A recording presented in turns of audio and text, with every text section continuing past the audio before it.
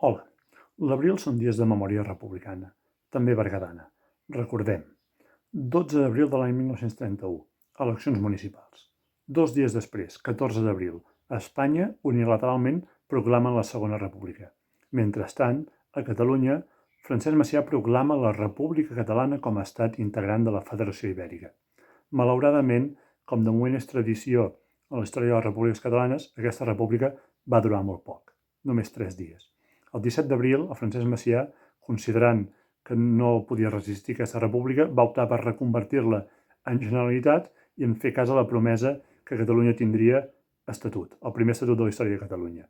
Aquest estatut va ser redactat i aprovat per referèndum a Catalunya, se'n va anar a Madrid i, com també sol passar en aquests casos, allà va ser retallat per totes bandes i finalment aprovat al setembre del 1932.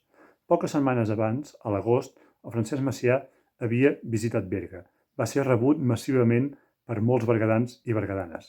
Aleshores, l'alcalde de Berga, Josep Maria Badia Sobrevies. 2 anys després, el 1934, un altre president de la Generalitat va visitar Berga. Dic un altre perquè, malauradament, Francesc Macià havia mort al Nadal del 1933 i l'havia substituït a Lluís Companys, que va visitar-nos per poder gaudir de la Patum del 34. Com sabem, el Lluís Companys va acabar morint afusellat a l'octubre del 1940. El que potser no sap tanta gent és que el primer alcalde republicà de Berga, Josep Maria Badia Sobrevies, també va morir afusellat. Va morir afusellat el 19 d'abril del 1939, al Camp de la Bota, com 1.700 persones més, com 62 berguedans més. I va morir-hi perquè la dictadura franquista, no podent matar tots els catalans i catalanes catalanistes, anarquistes, comunistes, demòcrates, separatistes, és a dir, en definitiva, a tots els catalans rojos separatistes, doncs va matar-ne uns quants, deixant de banda completament de si eren innocents o no, o inventant-se crims. El fet és que els va matar i així també espantava el conjunt de la població.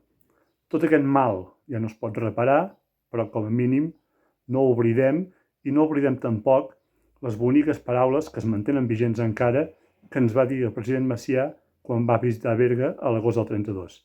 Va dir aquestes paraules des de la plaça Sant Pere, aleshores plaça de la República.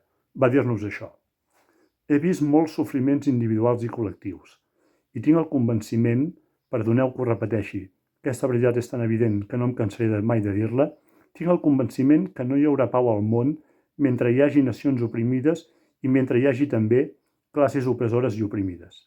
I en referència a Catalunya va dir: amics meus, els límits de la voluntat d'un poble no poden ésser fixats en el paper escrit.